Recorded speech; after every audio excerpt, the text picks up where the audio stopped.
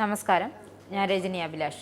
ഇന്ന് രാജ്യമൊട്ടാകെ സംസാരിക്കുന്നത് പഹൽഗാം ഭീകരാക്രമണത്തിന് ഇന്ത്യ നൽകിയ തിരിച്ചടിയായ ഓപ്പറേഷൻ സിന്ദൂറിനെ കുറിച്ചാണ്. ഈ പേര് പറയുമ്പോൾ ആരുടെയും ഉള്ളിലൊരു ധൈര്യവും എന്തിനെ നേരിടാമെന്നുള്ള വീറും വാശിയും ഉണ്ടാകും.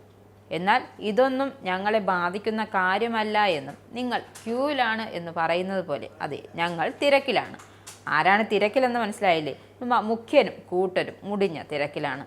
അതായത് 4ാം വാർഷികം ആഘോഷിക്കുന്നതിൻ്റെ തിരക്കിലാണ്.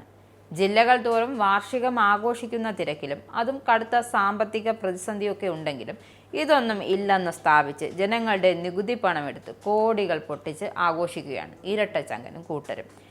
എന്നാൽ ആഘോഷ പരിപാടികൾക്ക് സംസാരിക്കുന്നതിനിടയിൽ ഒരു വട്ടമെങ്കിലും ഈ ഓപ്പറേഷൻ സിന്ദൂറിനെ കുറിച്ച് മിണ്ടിയിട്ടുണ്ടോ? അതില്ല. അതെ, മോദിയെ കണ്ണിന് നേരെ കണ്ടുകൂടാ എന്നത് വാസ്തവമാണ്. എന്നാൽ ബഹുമാനപ്പെട്ട മുഖ്യനും കൂട്ടരും മറന്നുപോയോ? ഈ ഓപ്പറേഷൻ സിന്ദൂർ എന്നത് കേന്ദ്ര സർക്കാരിൻ്റെ പദ്ധതി ഒന്നുമല്ല. പേരെടുത്ത് പറഞ്ഞ് അങ്ങ് ഒലിച്ചു പോകാൻ. ഓരോ ഇന്ത്യക്കാർക്കും അവരുടെ ജീവനും വേണ്ടിയാണ് ഈ സിന്ദൂർ. എന്തേ അത് മറന്നുപോയോ പിണറായും കൂട്ടരും? ഇന്ത്യക്ക് നേരെ ആക്രമണം നടത്തി 15ാം ദിവസമാണ് ഇന്ത്യ തിരിച്ചടി നൽകിയത്. അതും പാക്കിനുള്ള തിരിച്ചടിക്ക് മുന്നറിയിപ്പ് നൽകി അവർക്കെതിരെ ഓരോ കാര്യങ്ങളിലും ശക്തമായ നടപടി കൈക്കൊണ്ട ശേഷമാണ് ഈ തിരിച്ചടിയും. സിന്ധു ജല കരാർ റദ്ദാക്കുക, പാക് പൗരന്മാരെ നാടുകടത്തുക, പാക് ഇറക്കുമതി നിരോധിക്കുക, അങ്ങനെ നിരവധി നടപടികൾക്ക് ശേഷമാണ് പാക്കിനെ ആക്രമിച്ചത്. നിരവധി സ്ത്രീകളുടെ സിന്ദൂരം മാച്ചു കളഞ്ഞ ഭീകരർക്ക് തിരിച്ചടി നൽകുമ്പോൾ ഓപ്പറേഷൻ സിന്ദൂർ എന്നതിനേക്കാൾ അനുയോജ്യമായ മറ്റെന്തു പേരാണ് നൽകുക?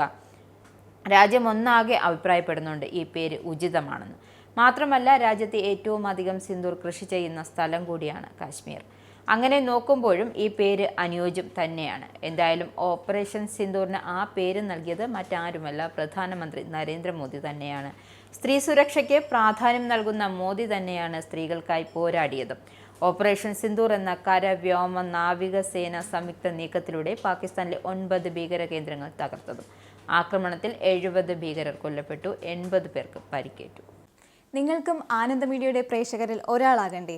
യൂറോപ്പിലും US-ലും ആഫ്രിക്കയിലും അടക്കം പ്രവാസികൾ ഉള്ളയിടങ്ങളിലൊക്കെ ജനപ്രിയ ചാനലുമായി ആനന്ദ് മീഡിയ ഒപ്പമുണ്ട്. ഏഷ്യാനെറ്റ് ഫ്ലവേഴ്സ് അടക്കം നിങ്ങളുടെ വിരൽത്തുമ്പിലെത്തും. ആദ്യം റോക്കു ബോക്സ് സ്വന്തമാക്കുക.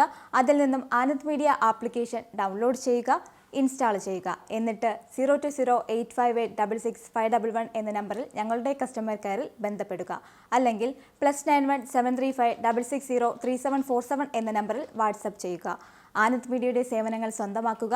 മറ്റു ചാനലുകൾക്കൊപ്പം ആനന്ദ് TVയും എൻജോയ് ചെയ്യുക.